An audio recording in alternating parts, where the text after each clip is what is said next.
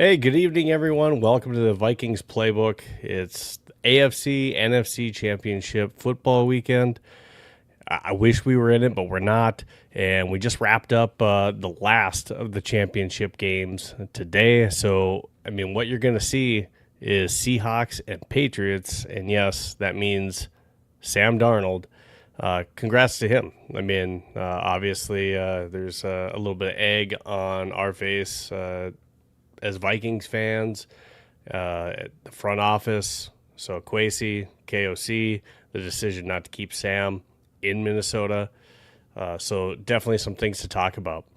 I want to thank all of you guys for joining us. If you're not already following us, please make sure that you're following us, Vikings Playbook on X and then Vikes Playbook on YouTube.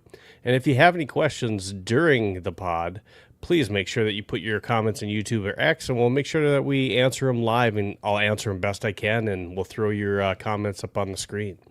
So let's get started. This is Vikings Playbook. Your Sunday starts here, and let's talk about it. Now, today's game, the earlier one that we saw Patriots, and we saw the Denver Broncos. That was really a defensive matchup that really kind of turned ugly weather-wise late in that game, but 10-7. There's 4 different missed field goals in that game. Definitely, two really good defenses, especially the Broncos, even without Bo Nix. You saw Jarrett Stidham come in. Now, he only threw for 133 yards, 1 touchdown and an interception. And then, we can't forget he also had that fumble in that game, too, that was big. But Drake May only threw for 86 yards in this game. Again, Denver has an outstanding defense. So it was pretty heavy on the defensive matchup. So if you like defense, that was definitely a game that you wanted to watch. So that was pretty exciting. Now, the other one for you to watch was obviously Seahawks and Rams that a lot of us cared about because we have Sam Darnold that was playing in that game. So Sam playing in that game, yes, I don't think that there's any ill feelings towards Sam. Sam did what he needed to do here. He did more than what he was asked to do in the 1 year with us. So I don't think there's hard feelings from Sam's part either. And he's mentioned that back when the Vikings played the Seahawks earlier on. So congratulations to Sam. A good game, too. It ended up after halftime, it turned into a shootout for sure. So that second game, Seahawks pull it out at the end as LA was trying to drive 31-27. Sam has 346 yards. He gets, again, the Rams, who have been really tough on Sam Darnold, he gets 3 touchdowns to go with the 346 yards. Jackson Smith, the Jigba, has 153 yards off 10 catches and a touchdown. Just an outstanding game. And you look at the other side, it's not like LA wasn't putting it up either. So it was defense on both sides for the first half. Matt Stafford came alive as well in the second half, 374 yards, 3 touchdowns. Puka Nacua was amazing for 165 yards off 9 receptions and a touchdown. Devontae had 89 yards and a touchdown. Definitely 2 different games from what we saw in the AFC and the NFC. But definitely an exciting matchup that we've seen in the third matchup now between the Seahawks and the Rams during the season. So pretty exciting stuff. So it'll be the Seahawks and the Rams. We'll get some comments here because I want to welcome on to the stage our guest that we're going to have on. And again, Skol Geek, Josh, he's going to be joining me. I've had him on the podcast before, and I want to get different takes every week. So I'm always trying to bring on different voices and mixing it up. That way we get different opinions for you guys, the viewers. So again, if you have questions for either myself or Josh, please make sure that you bring them up. As well, make sure you follow Josh on social media at Skol Geek on X. So I'm going to go ahead and welcome Josh onto the stage. Josh, let me just bring you on here. And how are we doing, Josh? Were you able to catch the 2 playoff games this weekend? Oh my gosh, yes. Sorry, I'm a little bit late. Yeah, it worked out great. Worked out great. Yeah, I was just catching the end of the Seattle game. Mm-hmm. Man, Sam Darnold just looked fantastic, didn't he? He did, and I think coming into that game, just because of, a couple of matchups against the Rams, like what we saw with the Vikings and his first game against the Rams in the Seahawks uniform, where, it was almost like seeing a repeat of that playoff game against the Rams last year in a Vikings uniform.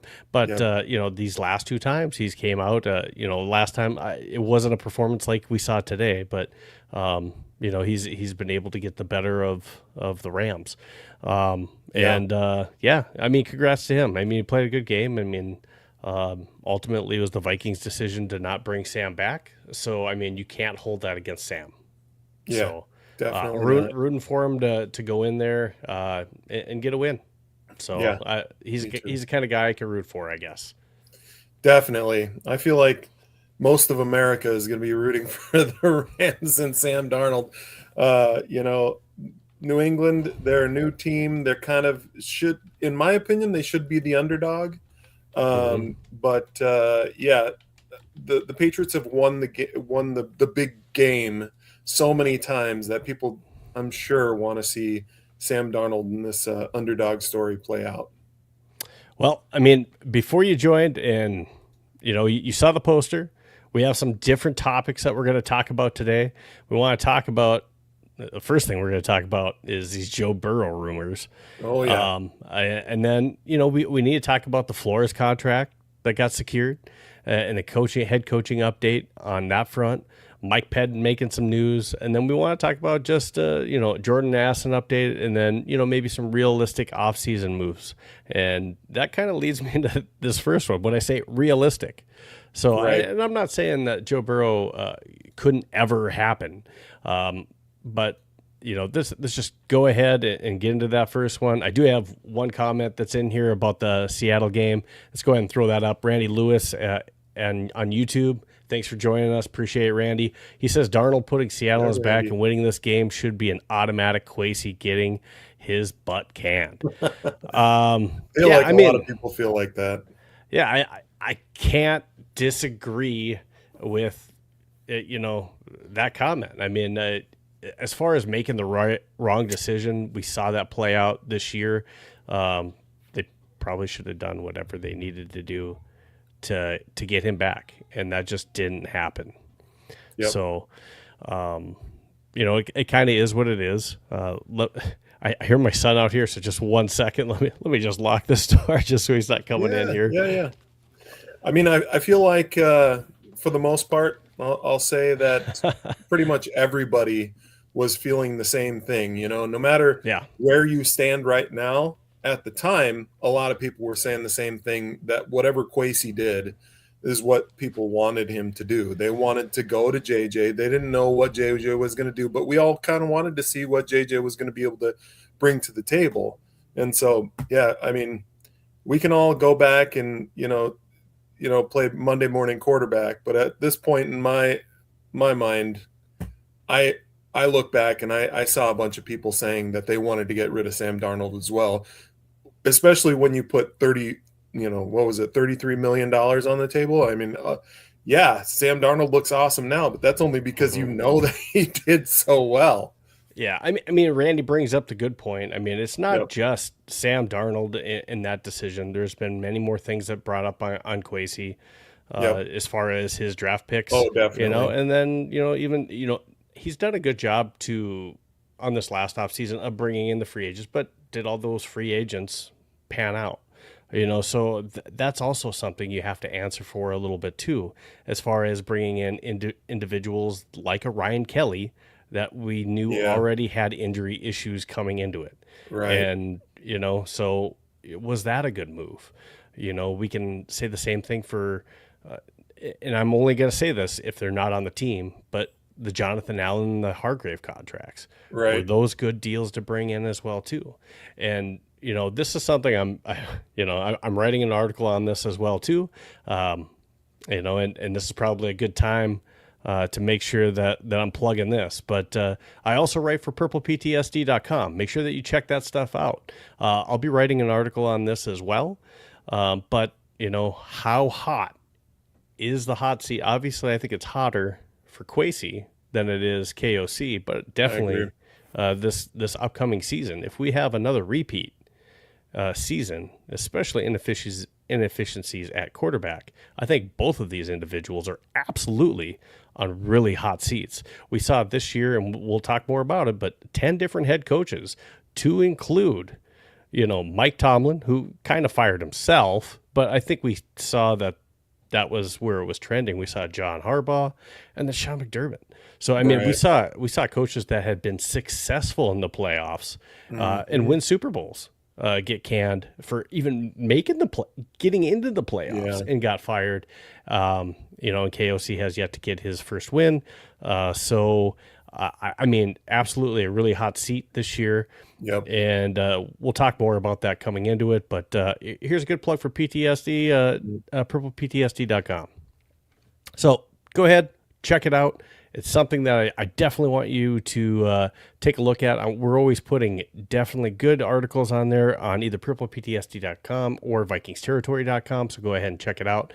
But two of these topics that we're going to be talking about with Mike Pettine and Brian Flores that we'll be bringing up. Yeah, I have articles if you want to read more about those, but we'll also talk about it today. Some other comments.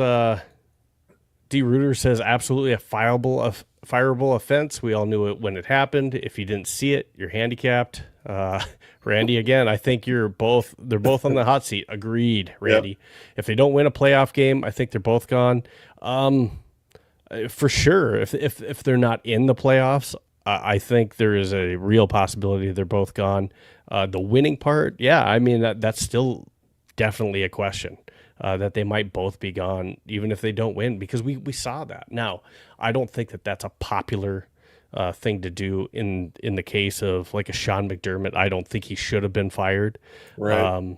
The Mike Tomlin Sean case. McDermott and also Mike Tomlin kind of remind me of the firing back in the day. I think it was Marvin Lewis with Cincinnati, where he made the playoffs continuously, had 10-win seasons over and over and over. And they just couldn't take the 10-win season anymore, where you can't really get over that hump to get to a Super Bowl. So I understand it, but at the same time, I personally would not have fired either. And here's my question, on that topic alone. If you're going to fire somebody, and this just say you're at a business, you're going to fire somebody, usually you have some kind of a backup plan. This is a key position on the team. So let's take Buffalo's case. Buffalo's at the end of the cycle. All these other teams have already started. There's 9 other teams that already started interviewing head coaches. Yep. And some were even secured and off the table. Yep. And you decided to fire Sean McDermott, who's been extremely successful. Now you can say how much of that is Josh Allen. That's, that can all be fair, but record being what it is, why are we not looking at the GM? But whatever. Sean McDermott, you fire him. You're late to the trough, if you will, the feeding trough for head coaches. What was your plan? Who did you plan to hire that was going to be better than Sean McDermott? Mm-hmm. And we'll see who they settle on. But so coming back to the Vikings next year, that's not just fire to fire. Make sure we have a plan. Now, we're going to get there on that one. There's more I want to talk about on that, obviously. One more before we jump into our first topic. D. Reuter on YouTube says letting Sam walk was the biggest fat mistake in Vikings history after the Herschel Walker trade. I'm not sure I'm willing to go that far. But yeah, I mean, it definitely, you can't say it isn't a mistake when the guy's going to be quarterbacked another team to 14-3, and he's going to be in the Super Bowl. Yep. It's hard to defend the position that we didn't make a mistake, right? So Kwesi has to answer for that, him and KOC. They both do. Absolutely. So let's go ahead. Let's jump into our very first topic that we got. And let's go ahead and take it. All right. Let me just move that up. All right.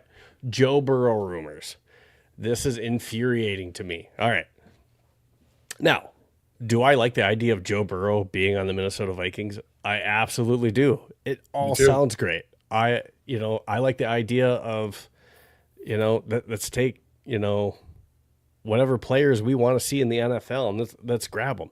But I hate, and this is one thing I will not do, and not just for Vikings Playbook or Fantasy 15 that I host, but also for purpleptsd.com. My credibility does mean something.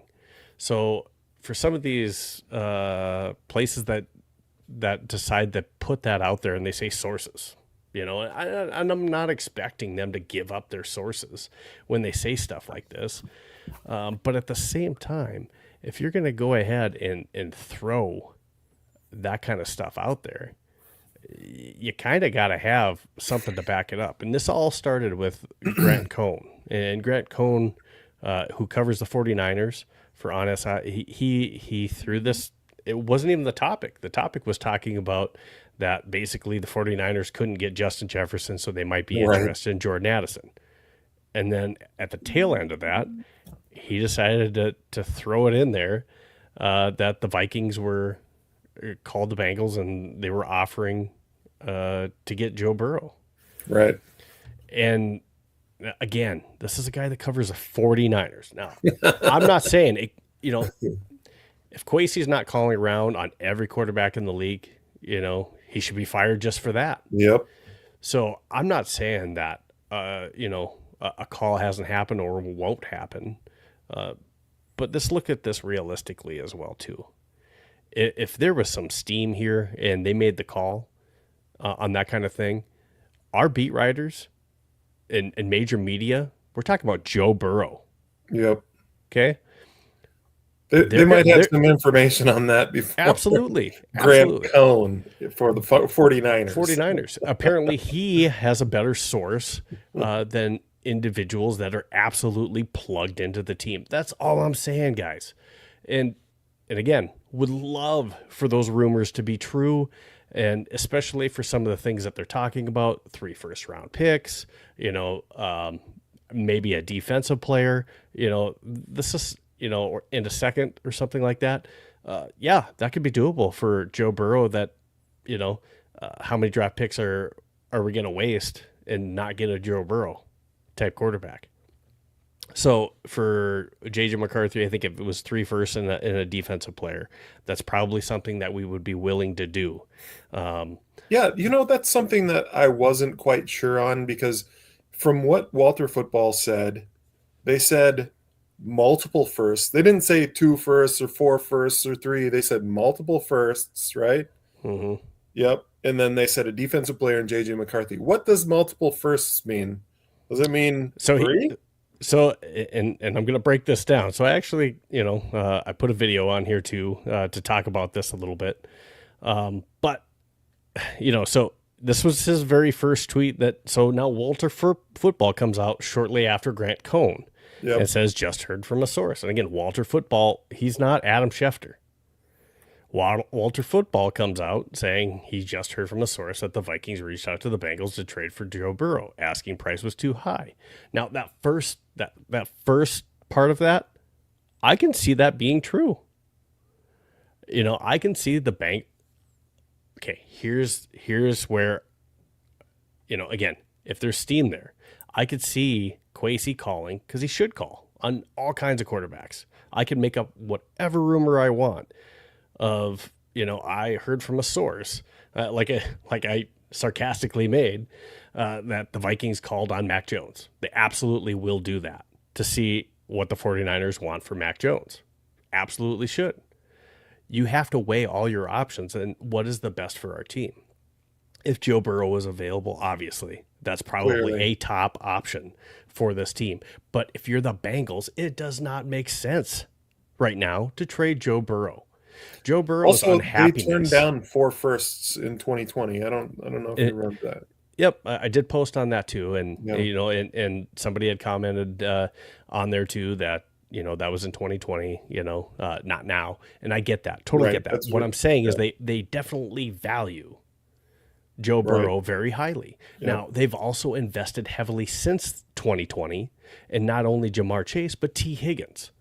So why would you trade away a very capable quarterback that has chemistry with those 2 receivers to bring in a project or be unsettled at the quarterback position. It just does not make sense. Now, I know that they have been unsuccessful, and some of that has been Joe Burrow getting injured lately, as on top of their defense not being able to stop anybody and some offensive line issues. But that is Joe Burrow's frustration of the front office, and I think that's the message he was trying to send this season in post-game interviews. Is now next season, if Cincinnati does not fix the issues that Cincinnati has been having, absolutely. I think he could be looking to force a trade, but right now I don't think that's the case. If Joe Burrow were to force any type of a trade, I don't see this happening until after the draft and after the initial free agency period. He wants to see that the Bengals front office has got the message loud and clear. Joe Burrow is unhappy with the players around him, and basically, if they don't make some moves, yeah, he probably is going to force his way out of Cincinnati. But I don't think that's happening this year. But again, from a source, multiple first-round picks. All right, so now we're gonna. Can I say something on that? Yeah, go ahead. In my opinion, there's a difference between Walters football. I've been following Walters football for a really long time, and I definitely feel like Walters football has a pretty decent thumb on the pulse of the NFL. Obviously, I feel like he's got a little bit more play than Grant Cohn, in my opinion, just because Grant Cohn is only following the Niners, but Walters football is definitely more, I don't know, well sourced than Grant Cohn, in my opinion. Sure. We just have, I just think, there's probably some, hey, this is something I'm going to run with, yes, it's got a lot of clicks, what's steam, so people are running with this, and there's some Vikings Twitter that's running with this as well too. Cause again, it's I'm talking about it right now. Yeah. But the way that I'm talking about it is like, guys, this isn't anything. If this had steam to it, we would see major media also running with this. Yeah. Just like they were with Aaron Rodgers, right? We don't see that kind of steam. It's not there. All right. We don't see the beat guys running with that. All right. So let me just go ahead. I'm going to pull up just this video just so you can see, because what Walter Football ended up doing with that little link that you see, he talks a little bit about, basically what he has been hearing. So I'm just going to go ahead and try to pull up that video for you as long as I can find it here. Thought I had it pulled up here somewhere. And now I'm not sure where I put it. All right. Anyways, I'll try to look for that audio on it. But after that, and this is also another guy that's really tied in. So Crack Rock comes on and he issues a $10,000 challenge to Walter Football, saying it, because initially what he says is this is 100% BS, never happened. Crack Rock. Now, those of you saying, all right, so you don't believe Walter Football, you don't believe Grant Cohn, but you believe Crack Rock? We're going to believe Crack Rock. Now, Crack Rock has actually broken some news before where he said some stuff has happened, but all I'm saying is he comes back on and he says, hey, 10K challenge. I'll put 10K down if you can produce any credibility to this story.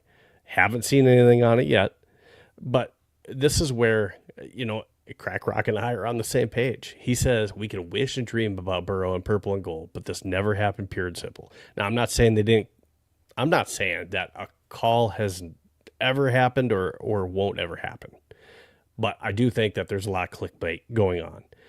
And Crack Rock follows it up with, yes, we would all love Joe Burrow. Agreed. And why not T. Higgins and Jamar Chase? And now there's some sarcasm there. The championship games haven't even been played. Nobody's getting traded right now. Okay. And I agree with that.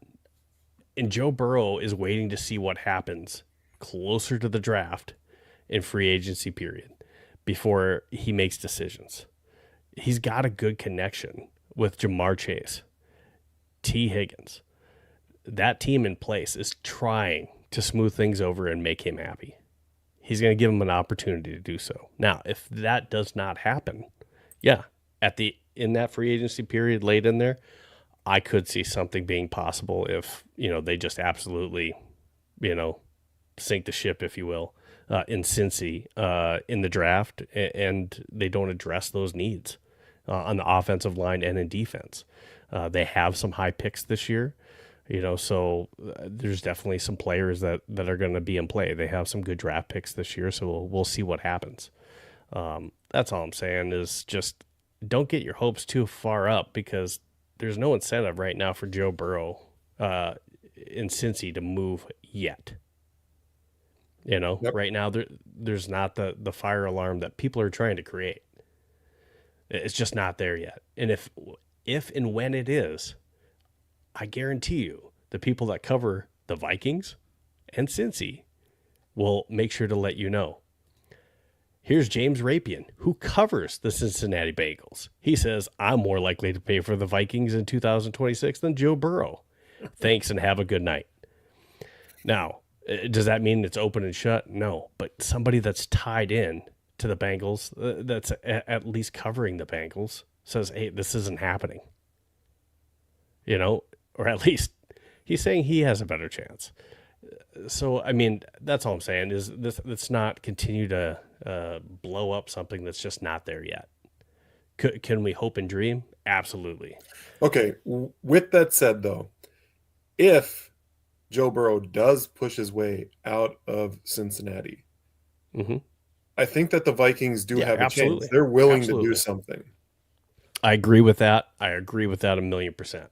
Because if Kwesi doesn't make a move, he's gone anyway. So he's more likely to do it than a new GM. So I think it's, if he does and he's like, I want out of Cincinnati, I think James Rapian or whatever his name is, I think that that's a pretty silly thing to say, because if he does force his way out, the Vikings are on the table, in my opinion. Yeah, I think just what he's saying there is right now there's no steam for that in Cincy to where that's not even on the table for Cincinnati or for Joe Burrow.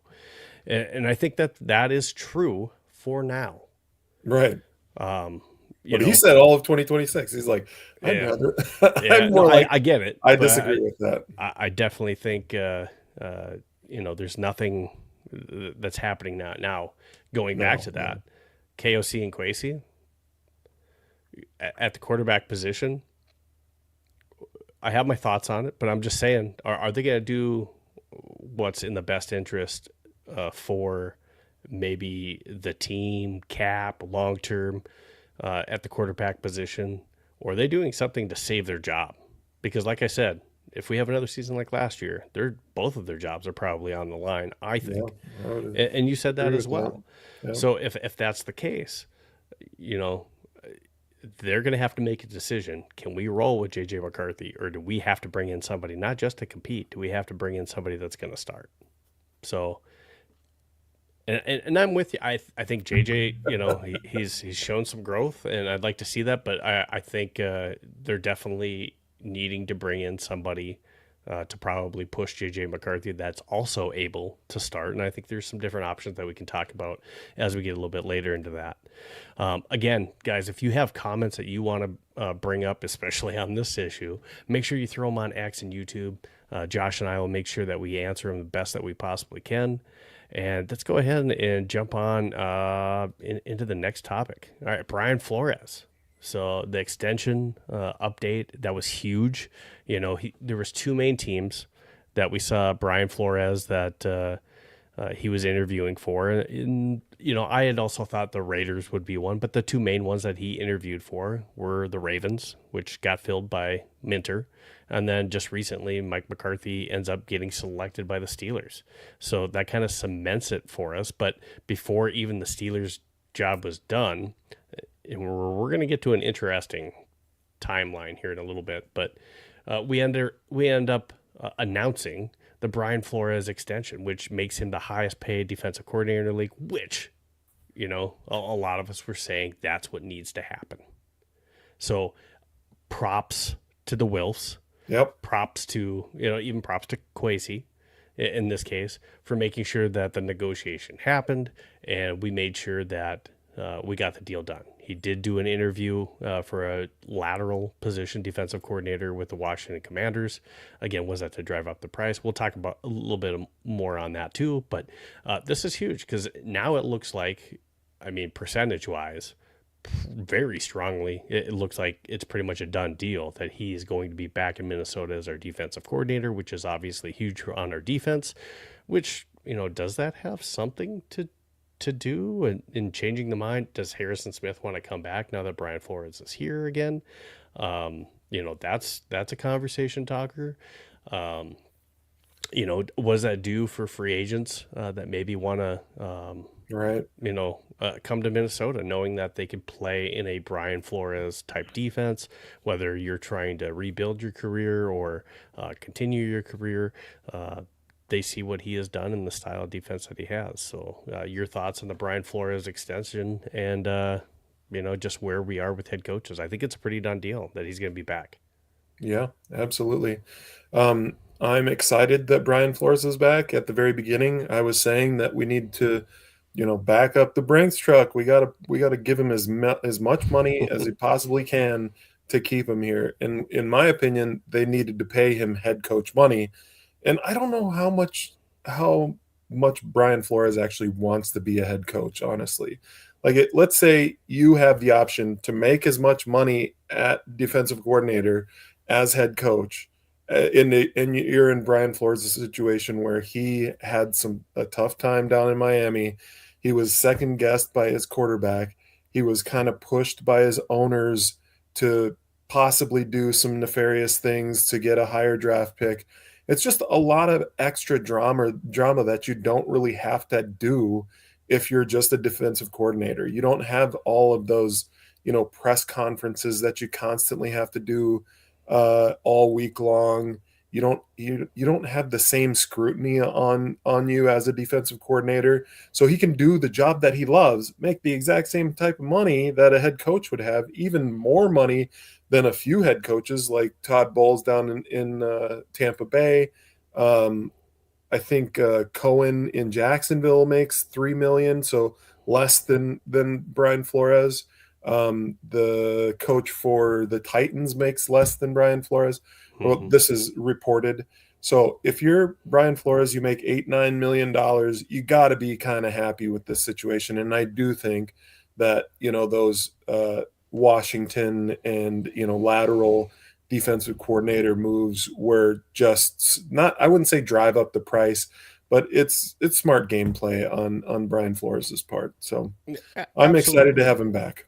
Absolutely. So what we don't know the exact contract details yet.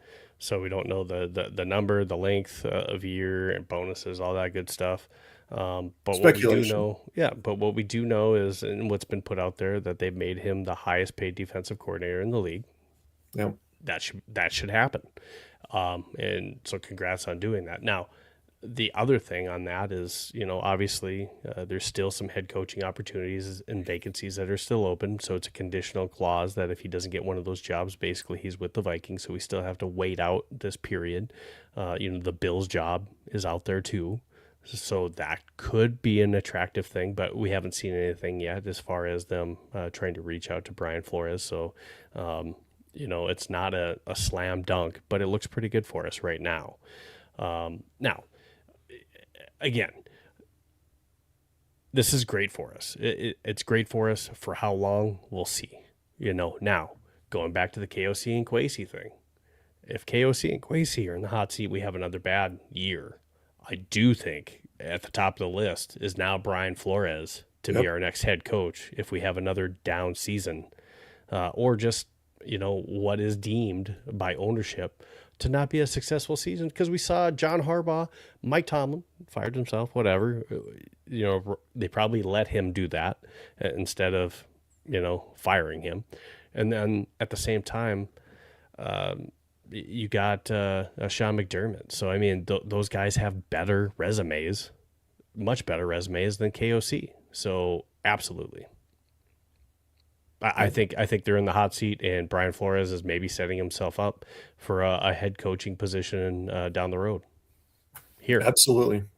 I think you're spot on. I feel like that's possibly something in the back of the minds of the Wilfs. You know, you bring them on, bring Brian Flores back for one more year, and then it just puts him right in that perfect position to be able to, you know, if there is another bad year, another down year, and JJ McCarthy doesn't pan out, then you can come in with somebody like a Brian Flores and seamlessly move forward in a little bit of a different direction. All right, before I move on to this next topic, D. Reuter he's steaming. There we he go. says there should only be one topic tonight. And I want to hear you guys get pissed about Sam because it should be the Vikings in the Super Bowl. Yeah, I mean, I can't get pissed. I love Sam Darnold. It's in my opinion. I'm pissed of how it handled. I mean, obviously, you know, this kind of feels like a Minnesota Twins situation right now, to where, you know, we had a really good prospect and we let him walk, and they go to the Yankees, the Red Sox, and now it's David Ortiz. Yeah, that's true. Yeah, that kind of feels like a David Kevin Ortiz. Garnett or David Ortiz, or geez, you know, Kevin Garnett leaves and wins a championship. So, I mean, you're not wrong, D. Reuter. I mean, yeah, you can be pissed about that. I just think we can't be pissed at Sam. That's all I'm saying. I'm not pissed at Sam. We could definitely be upset. I'm pissed at Kwesi. On Kwesi. Us idiots. KOC. Us idiots at home don't know anything. We couldn't have known. But yeah, Kwesi, he should have definitely made a better choice than what we made. You know, he's got to be able to cut through the BS and see that Sam Darnold is an actual good quarterback and be able to bring him back at a discounted price, because $33 million for a franchise quarterback is a pretty dang good deal. So yeah, I think you're right. Yep. Yeah. We're going to be watching our quarterback from last year in the Super Bowl here coming up. So yeah, that's enough to make. I will put a little bit of a caveat on that though, Steve. Yeah. You can't just plug Sam into this roster and say that it's the exact same. We would be in the Super Bowl with Sam Darnold. It's a high likelihood that we wouldn't be in the same situation because we don't have the running backs that they have. We don't have the defensive line that they have. I know we have a decent defensive line. And we do have. It's all right, but it's not Leonard. Sure. It's not Boye Mafe. It's not the cornerbacks. You've got Witherspoon. You've got Tariq Woolen. You've got Amanwari. Like literally top to bottom, their defense is really, really good. So is ours. But our offense, I don't think, is as good as their offense. Their offensive line is quite a bit better. Their running backs are way better than our running backs. Their receivers are somewhat on par. So I would just say, yeah, I don't think that it's just a slam dunk. Yeah. We put Sam Darnold on our roster. I agree. In the Super Bowl. I agree. So we got to think about that. I can agree with that. Yeah. And D. Reuter agrees. No one's pissed at Sam. Yep. Totally agree. Now, you might be pissed at me, D. Reuter, because I do have more topics than just that. So, unfortunately, I do have another topic that I'm going to move on to. Mike Pettine. Oh, this is a good topic. So this is very interesting. I thought, anyways. Now, if you confusing. Did he think that he was going to get a bunch of Vikings fans on his side by saying this? Such a ridiculous statement, in my opinion. I don't know how you feel, but I was like, oh my gosh, dude. And by the way, we can come back to the Walter football thing. I did find the video on that, but here's Mike Pettine. Wanted Brian Flores to be the next coach of the Browns, but obviously either he's not interested or they're not interested. I don't know. I know he has that reputation. You worked with him. You know, he was tough on the players in Miami, and I think he's been vindicated. What's your thoughts on Coach Flores? Probably not many that I would prefer to share. I mean, we didn't see eye to eye on a lot of things, and that's why I spent this past year on offense. I was there in 24 and 25, or 23 and 24 on defense. So, you know, I'll take the high road on that one.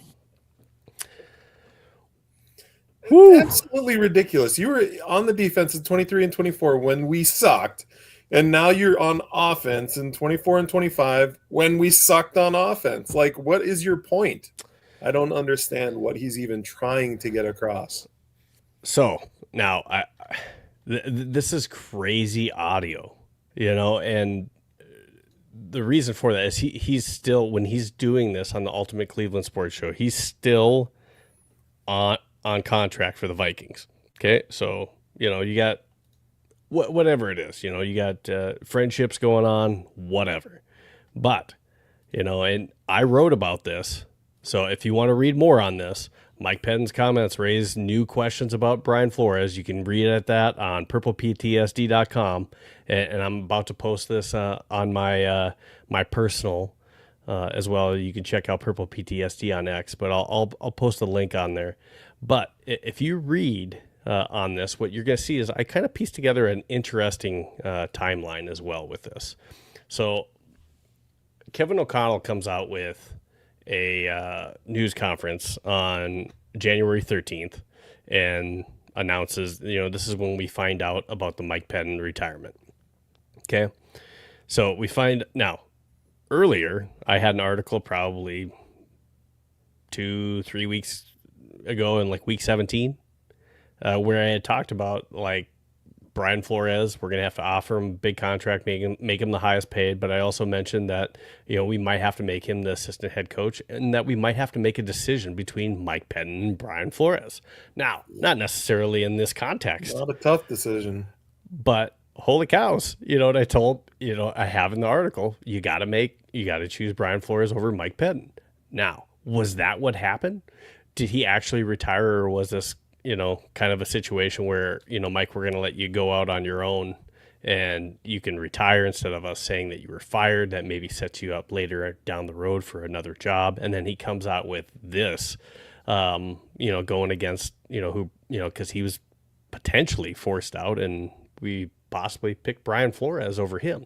So I say this on January 13th. He forced his way into this assistant head coach position. I don't even know if he earned anything, and I honestly don't feel like anytime anybody gets that assistant head coaching position, it's an actual earned position. I think they want them on the team for maybe a little bit of insight into other teams, like he had insight into the Packers and a couple other teams in the NFL. But I just don't think that anytime anybody gets that, that's why I'm happy that Brian Flores didn't take that assistant head coach position, is because it's just kind of like a label that doesn't even add any credence to your ability at all. Sure. But was Mike Pettine getting into his stuff to where there was a personality conflict where they had to choose between the two? And it definitely kind of sounds like it from what we just heard, because he's the assistant head coach, right? So if you read into it, so he's probably trying to get into, and if they're feuding, it kind of sounds like there were jabs back and forth a little bit, but again, that's speculation. But from what Mike made it sound like, he's going to take the high road. There's definitely some beef there. Now, getting back to the timeline. Hold on. January 13, we announced that. We say, hey, thanks, at a news conference. But there's no like poster on the Twitter page saying, hey, thanks, Mike, for, the great years and the great job you did here at the Vikings. Not like you would see with even like a birthday post. Usually when a player leaves or something like that, you see some kind of farewell, right? We don't see anything like that for Mike Pettine. Yeah. Now, January 14th, what happened January 14th? Brian Flores, that's the date that he was also interviewing for the Washington Commanders job. Mm-hmm. So he already had that lined up, right?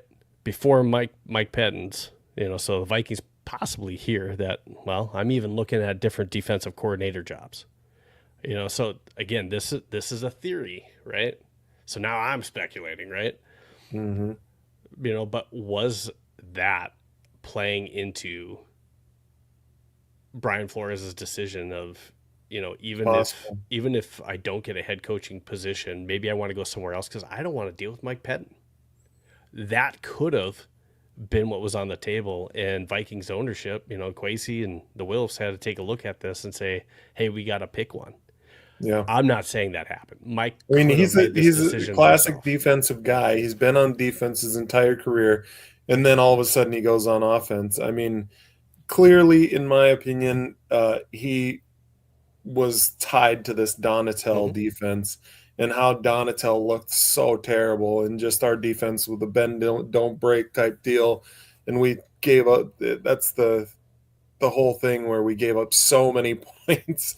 Like we barely won every single game. What was that, 2022 that happened? But yeah, I don't know. I just don't think that he's anything that he says just kind of just throw it out the window, in my opinion, because the proof is in the pudding. Brian Flores was an incredible defensive coordinator. He did a great job with our defense, and all of a sudden you're crying over it. It's ridiculous, in my opinion. But January 13th, Mike Pettine is announced his retirement. January 14th, he's having his interview with the Commanders, and a week later, we've announced an extension that if he doesn't get hired by anyone else, he's with us. Yep. So that's an interesting timeline to go with, because that doesn't, just that interview that Mike Pettine had with the Ultimate Cleveland Sports Show doesn't sound like a guy that's just, you know what, I'm just ready to retire, take some time off. He's a younger guy. That interview doesn't sound like someone who's just, want to take some time. It sounds like he got some beef. Yep. He sounds real salty. Absolutely. So, the Vikings could have been doing him a solid in the mom and dad situation by saying, hey, we'll let you go out on your own terms. So, it sets you up somewhere else. But we got to go with Brian, if we don't make this move, and they probably didn't say that, but, internally, maybe it's like, hey, we got to, do what we need to do to make sure Brian wants to come back here. Yeah. And that means, we got to axe you. Yep. So that's just my theory on it. I think you're right. From that interview. So that's the vibes I get. All right, let's go ahead and move on to this next topic. This is something that, we should probably talk about, so we have an update on the Jordan Addison case. And this should be, something that, we talk about. Of course, he was arrested in Florida, so he's at the Seminole Hard Rock Hotel and Casino, and he gets charged with a misdemeanor trespassing offense. He was asked to leave. He didn't comply. So he was booked, posted a bond, and got released the same day, right?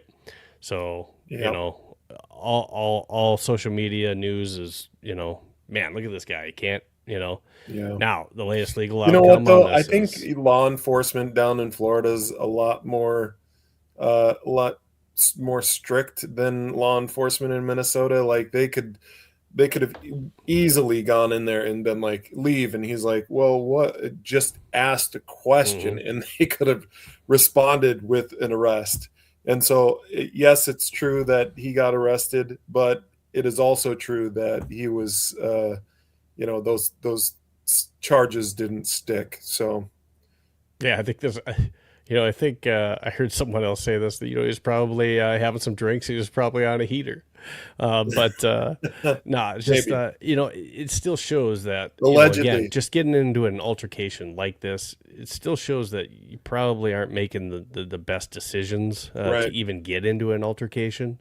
When, again, they ask you to leave, maybe just not getting into a situation where you end up arrested from it is probably not a good look. Well, I know you would never get arrested in a facility like that. You wouldn't be caught at 4 a.m. getting arrested and trespassed. It depends how good the heater was, right? Right. That's not something I'm doing, but again, he's a younger kid too. But he's got to show the maturity. Now, they dropped the charges. The case has been formally dismissed, right?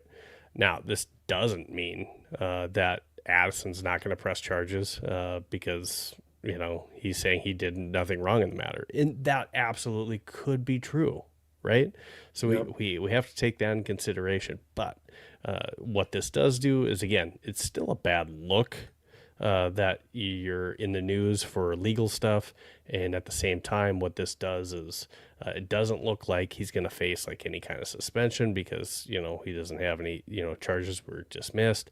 But at the same time, if the Vikings do decide to move on from him, whether that be in the offseason or during the season, what does this do to the value of Jordan Addison still, for contract reasons, whether it's with us or someone else, do you think that that value is still damaged by this incident? Yeah, I mean, segue to Grant Cohn, right? And isn't this what he was reporting on originally? So, yeah, I mean, from what I heard from him, didn't he say that they were possibly thinking about trying to give a second for Jordan Addison? Yeah, I mean, like the some of the deals that I heard on that could be feasible. I mean, I would like to see the Vikings possibly pick up Jordan's 5th-year option, right? And then hey, if the season's not going well, get a little bit further away from this charge a little bit, and before then who knows what happens. Yeah, and because this is about the lowest possible value that you can get for Jordan Addison. Like, you can't get any worse than this. He's got drops all over the place this last year, low production. Mm-hmm. This last arrest, clearly his value is only going to go up from here. So I wouldn't just all of a sudden pull the plug on Jordan Addison. That's kind of where I'm at as well too. But we can reevaluate before the trade deadline where we're at as a team, quarterback. If you get a second, though, I mean, a second is not bad in my opinion. I think he's worth more than that. Right now, that could be in question right now. But we saw, Did he say second and Pearsall? Is a possibility.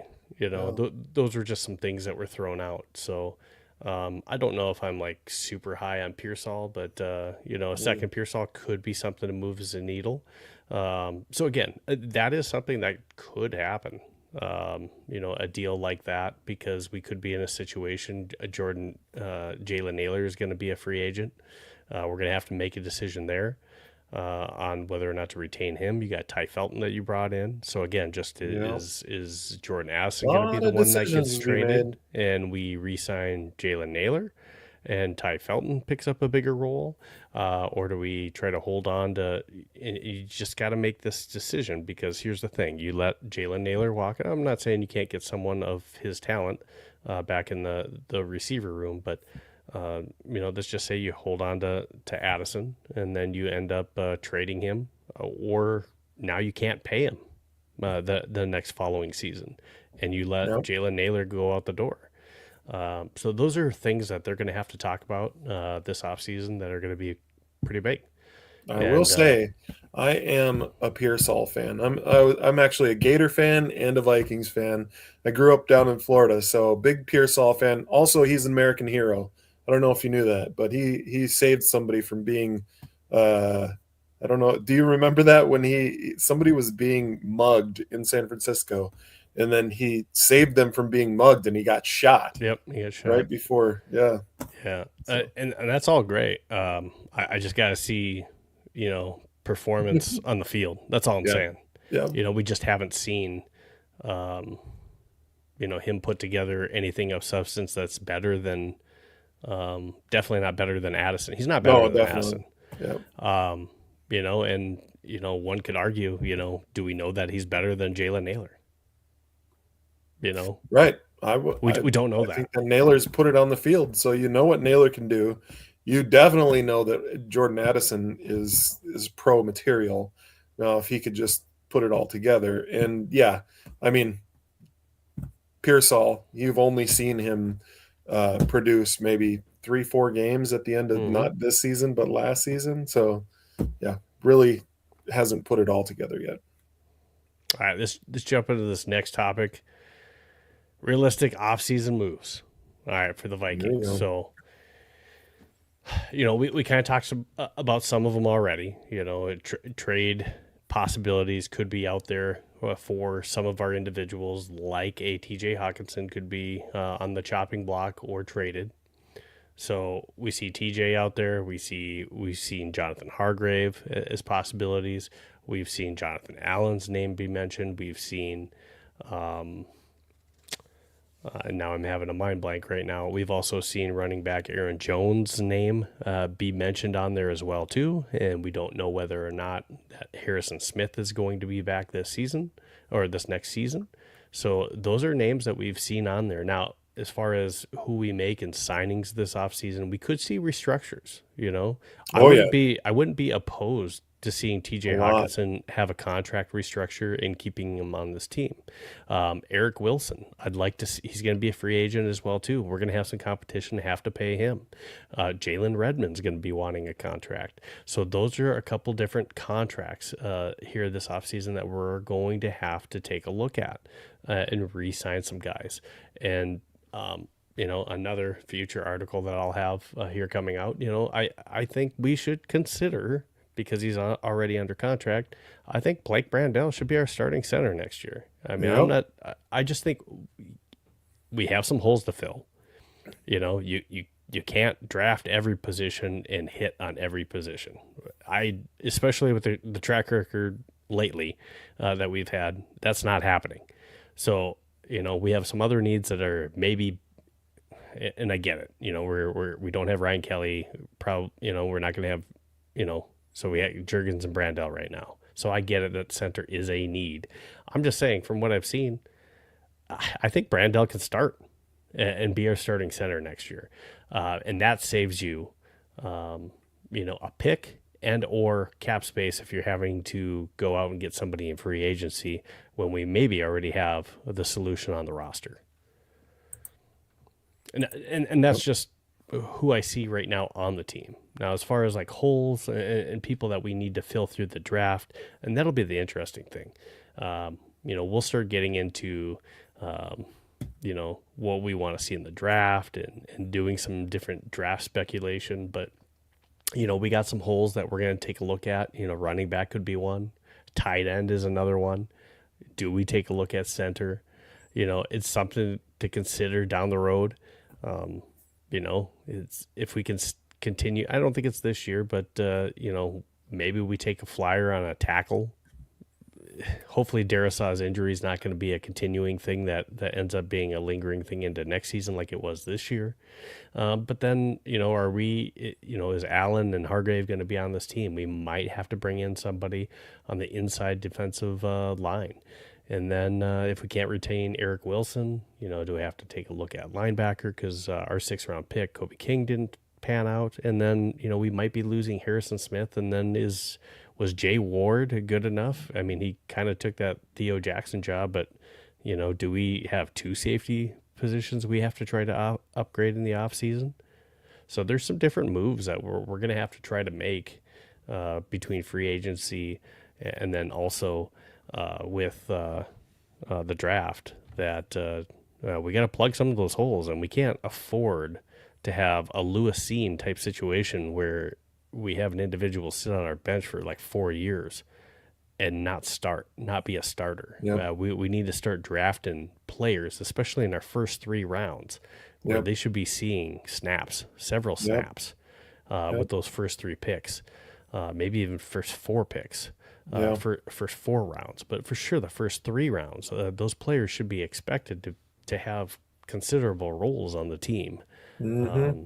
So that's where I'm at on that. Do you got any insight on that? Yeah, I would say that, the biggest need, in my opinion, is safety. Just from, Harrison Smith, being in the situation that he's in, he might not be coming back. Also with Theo Jackson not playing up to my standard in my opinion, but Jay Ward, I felt like did a pretty decent job, but I don't think that he's a starter. I think he's a rotation guy. And then I would say my second, I know that you say that you believe in Blake Brandel. Personally, I've been a huge Blake Brandel fan since he was in college, since he was at Oregon State. He was I posted this on X, but he was the highest rated college football left tackle coming out that year, the highest PFF rated college football left tackle. It was pretty crazy him coming out, and he was kind of a low draft pick, even though he was the highest graded PFF left tackle. So I do think that he's got skill, and it's awesome. I really hope we continue to bring him back, because he's got so much flexibility, position flexibility to go from center, guard positions, also all the way out to tackles. And I don't think the drop off is that huge, but I don't think that I think that we can do a little bit better with a starting center. And then also you made a really good point with defensive interior. I just think that we just build really good teams through the trenches, offensive line, defensive line. But then also I think that we're a little thin at corner. Yes, we do have Byron Murphy and Rogers, but not a lot of depth after that. So it would have been nice to bring back what was that dude that went to Chicago, the really tall guy Nation, right? Yes, that's him. It would have been nice to have him. I know that we traded Andrew Booth Jr. for him, but what can you do? No use crying over spilled milk. But I think that corner is another both the biggest holes. Yep, corner is another position that we're going to have to take a look at too. So, I mean, we can plug one right there with Blake Brandel. He's got one more year left on his contract. He's not a huge salary cap hit either. And it would kind of be one of those prove-it type seasons for a contract. And again, he came in after never really playing center other than practicing it a few times, thinking just in case. We signed him initially in 2024 because we thought he was going to be our starting left guard. And like you said, he played tackle. So he's big. He's big for a center. But he played it well when he did play. And for just trying to catch on to that, if he practices that, and if that's the plan in the offseason, and he has an entire offseason training camp, a preseason, to work on just being the center, I think he can get better than what we even saw. Yeah. So I mean, he definitely showed flashes when he started at center all year. Yeah, absolutely. So I think that's something we have to take a look at. Now, I didn't forget about it, guys. So if you're thinking about commenting, don't worry. Yes, we also have to take a look at the quarterback position. Now, this is something I've brought up as well too here, and I'm going to ask you because I haven't asked you yet. So this is the different list of different quarterbacks that are possibly out there. Now, one that I have brought up, and I think I've brought it up with you before that I did like on this list, is he's still on a contract, so we would have to do some kind of a trade for him. But I like the opportunity of Davis Mills. I thought you were going to say Anthony Richardson. No, I like Davis Mills. Anthony Richardson has too many injuries. He's basically the same. He's in the same boat that we are currently with J.J. McCarthy. Need to have better accuracy. You've had injury issues, so why are we taking on somebody that has the exact same issues that we're trying to fix with J.J. McCarthy? Mm-hmm. Maybe not exact, but has some of the similar issues that, we as fans are complaining about. So Davis Mills, I think, in the starts that he's had this year, I think he started four games, went 4-0, 4 or 5 games he played in. But again, he threw 5 touchdowns, 1 interception. I think he showed, at least this year, he has some potential there, not only to just be a good backup quarterback, but there could be something there starter. And that's what I'm kind of getting at is let's just say that it's just not panning out or we continue to have injury issues with J.J. McCarthy. You have someone like Davis Mills who showed that he played better than C.J. Stroud did this year. Yep. So fight me on that. But he played better than C.J. Stroud did this year. So, that's something where, yes, and people will say, well, they're not going to want to let him go because, they have issues with CJ. That could be true. I'm just saying from this list and who I'm looking at, I like that name on here. Yes, other ones that we could look at, I think you and I, and again, I just think that the Niners maybe want too much and we're trying to fill a different hole. So I just don't know if Mac Jones is going to work as far as how much they want for Mac Jones, because we don't know if Mac Jones is going to turn out just like Sam Darnold. We don't know that. Now, he's coming from a similar offense like we plucked Sam Darnold, so he plays in that West Coast offense, so it would be a similar type transition, but that doesn't mean we're going to get the same type of production that we got out of Sam Darnold as we in a Mac Jones. We don't know that. But other individuals, I don't think Malik Willis is happening because he's, I liked him before. Too much money. It wasn't until Love got hurt and they let Malik start another game. Yep. I was on the Malik train, but now I don't think he's gettable at this point. Yeah. He's going to be looking for, I think he probably has played himself into getting another starting opportunity with a quarterback needy team. I agree. So we'll see how it all plays Zach Wilson? I'm seeing some. Yeah. Again, I would like to see us. I don't think it would be terrible to like bring him in, but then if that's the case, I want to see someone else come in on top of that. You know, I wouldn't be opposed to bringing in a Jimmy G in a Zach Wilson type scenario to where we have somebody that can also mentor. And if for some reason JJ goes down, we can throw Jimmy in and he can play or he can mentor. And then, hey, we have the Zach Wilson project that, maybe, it's not an outrageous thing to think that, the Jets are just a terrible organization. So we saw that with Sam, right? Yep. So I wouldn't be opposed to that, but only bringing in Zach Wilson, I don't think that's the answer. I think that there would have to be a 3-quarterback type solution because we just don't know what Zach looks like either. Yep. So I think I'd be open to Zach Wilson, but again, same deal. You need a proven vet that like actually can do the job. You can't just bring in some broken guy and put him in to push JJ McCarthy. You need somebody actually good. So Davis Mills makes a whole lot of sense in my opinion. It does. Just how much do they want for him? He goes in and wins those games, looks better than CJ. They could want a similar type offer that the Niners want for Mac Jones. So we'll have to see how things play out. But we talked about it earlier. KOC and Kwesi, 2026, they could be playing for their jobs, coach and GM and for their jobs. So this guy's going to save them right here. JJ. So does JJ take the big continued jump? At least the trajectory started to go up, but does he take the big jump next year? Or do we make a big splash and, rumors end up, happening and Joe Burrow decides to force his way out of Cincinnati? I would be so happy. I'd be shocked at the same time. Just percentage, if you're doing a poly market type thing and you had to look at the percentage, it's got to be low. Yeah. It's not high. So, I mean, I just don't want to get myself. I wouldn't put money on it. Steve. Yeah, I just don't want to, get too worked up or spend too much time on something that's just not a feasible thing right now. And if you're the Bengals, that doesn't make sense to you. Yep. So, that's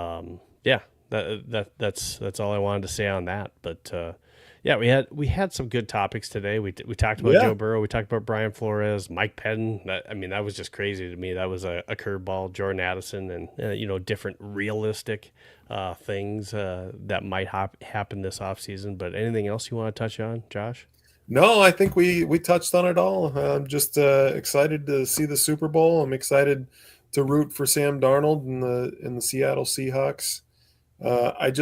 Either NFC team was going to be better, in my opinion, than either of the AFC teams this year. So I think the Seahawks are going to give the Patriots a run for their money.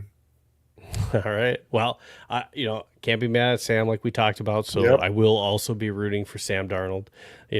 Some people thought it was funny that, Sam was a quarterback we did have. Drake May is a quarterback we wanted to have or could have, tried to get, type of deal. And those two individuals are going to be playing the Super Bowl. Well, everyone, I appreciate if you're watching this, please make sure that you go and follow me on Vikings Playbook on X, and then also make sure that you check out at Vikes Playbook on YouTube. Make sure that you subscribe, follow, set you alerts so you're not missing an episode. And then also, make sure that you go follow Josh on social media. Thanks for joining me, Josh. Again, at Skol Geek on X. So yeah, thanks for having me, man. It's been such a good time coming out here and talking some Vikings. I also wanted to tell everybody I do web design and search engine optimization. In my company's name is BuzzGeek, but I wanted to tell you guys that I also own DanielHunter.com and KhalilMack.com. And I'm trying to get it back to those guys. I want to sell them those websites. So if anybody knows how to get a hold of Daniil Hunter and Khalil Mack, I'd love. Oh, and Anthony Barr. So AnthonyBarr.com as well. I own all those. Oh, well, reach out to them, tag them in a post, and you might get some action on that. Also, I just want to make sure that I plug it. If you guys don't already know, I also host the Fantasy 15 and am the owner and creator of Fantasy 15 fantasy football website. So fantasy15football.com. Go ahead and check it out, and then also tune in. We have our Fantasy 15 Fantasy Football podcast. We're now in like a slower season. We will have a podcast on Wednesday leading up to the Super Bowl. But again, it'll be a slower off season. We'll still have some podcasts, so 1 or 2 a month in the off season. But look out. We're going to have next year on our website, we're also going to have that fantasy football draft kit all linked up for you. And we have some other big things on the way too. You can also link up with other fantasy football managers on our website with our forums and talk about fantasy football, sit, start, trade, different ideas. So make sure to check that out, fantasy15football.com, and check out our podcast as well. And then also, like I said, check us out, purpleptsd.com. I write for them as well. Check out some of the articles. The one that I'm about to send out on my personal is that Mike Pettine comments, and something that we talked about today, but also check out my article on Brian Flores. So I have some other big ones coming, and support a lot of the other writers that we have at purpleptsd.com and Vikings territory as well. So thank you so much for everyone that tuned in tonight. Next week, I should have Rhino on. So Rhino from the Uncensored Vikings podcast, he's going to be joining me next week. So make sure that you're tuning in. It'll be Saturday at 9 p.m. CST. So go ahead and join us there for your next Vikings playbook. So for Josh, the Skol Geek, again, thank you again for joining us tonight. We'll do this again. We definitely will. And for everyone else, have a great night. And hopefully you enjoyed a good weekend of football. For Vikings Playbook, this is all I have. Skol Vikings. And have a great night. Skol, guys.